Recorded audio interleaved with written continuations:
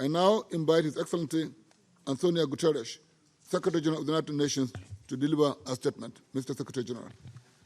Excellences, Mesdames et Messieurs. Excellencies, ladies and gentlemen, I've just been informed that President Jacques Chirac has passed away.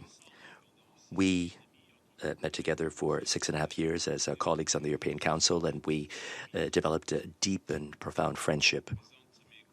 I would like to present my condolences to his spouse, to his family, to the government, and to the people of France. And I would like to recall that during this week where we had a climate at the core of our concerns, that Jacques Chirac was truly a pioneer in the fight against climate change, putting a climate at the very center of the international agenda a long time ago. France has lost a great head of state, completely devoted to democracy and to international cooperation, and I would like to pay tribute to him. Ladies and gentlemen, across this high-level week, we have highlighted the need for much greater urgency and ambition in our efforts to achieve the Sustainable Development Goals and address the climate emergency. And financing is the test of our seriousness. Without resources, we will simply not deliver for people or planet. But with adequate, predictable, and sustainable funding, everything is possible. We face a steep climb. We are not on track to achieve the goals, and we are not mobilizing anywhere near the financing we need, public or private.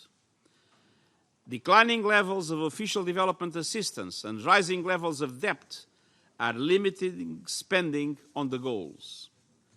Almost 1/3 of the world's least developed countries are currently in or at high risk of debt distress. Heavily indebted small island developing states wrestling with the sky-high costs of climate-related devastation are a special concern. At the same time, it is true that we have promising news to build on. Financial markets are increasingly integrating sustainability in the way they carry out their activities. Various investors, insurers, and stock exchanges have adopted social responsibility and sustainable principles. Earlier this week, here at the United Nations, the principles for responsible banking were adopted by banking institutions, committing a sector worth $35 trillion to sustainable practices.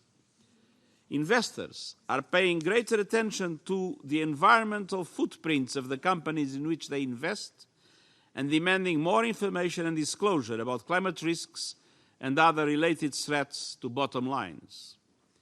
And several financial institutions have already started to implement the recommendations of the Task Force on Financial Disclosure. We need every single company to do so urgently. These too can promote the shift to sustainability. There is more than $200 trillion in private capital invested in global financial markets, often at negligible rates of return, some even negative rates of return.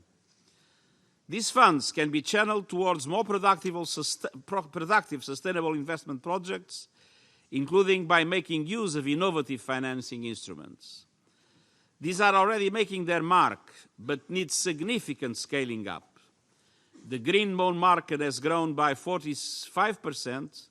The use of social impact bonds has also grown significantly, but there is still a long way to go. And while transaction costs for remittances are still too high, there have been notable steps to reduce them. This can help this major source of financing to play an even bigger role in national economies, particularly for those who are further behind, including migrants and their families.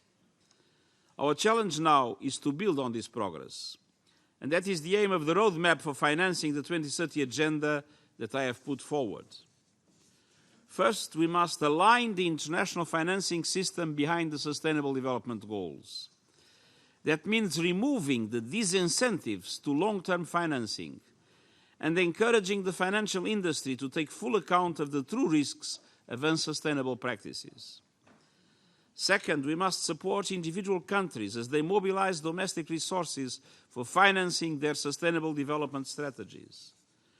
The UN system stands ready to support the development and implementation of integrated national financing frameworks in line with countries' commitments.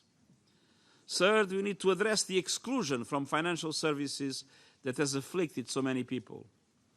I have set up a task force that is exploring how the digitalization of finance can contribute to accelerating inclusive and sustainable development. Women must be a particular focus for inclusion, especially poor women, women entrepreneurs, and female heads of households. Least developed countries, where private financing is lowest, must also be a priority. Fourth, international cooperation is an imperative. Collaboration is crucial in cracking down on tax avoidance, tax evasion, corruption, and illicit financial flows that deprive developing countries of tens of billions of dollars of potential resources for their development every year. Cooperation will also be necessary in addressing the new challenge of taxing the digital economy. It is also critically important for the donor community to maintain and further increase the level of official development assistance, which is essential for the sustainable development efforts of so many developing countries in line with the commitments made in the Addis Ababa Action Agenda. Multilateral development banks can play a key role in bringing public and private finance together, in de-risking private financing for critical projects, and in funding for infrastructure and infrastructure, especially in countries that cannot attract sufficient private investment.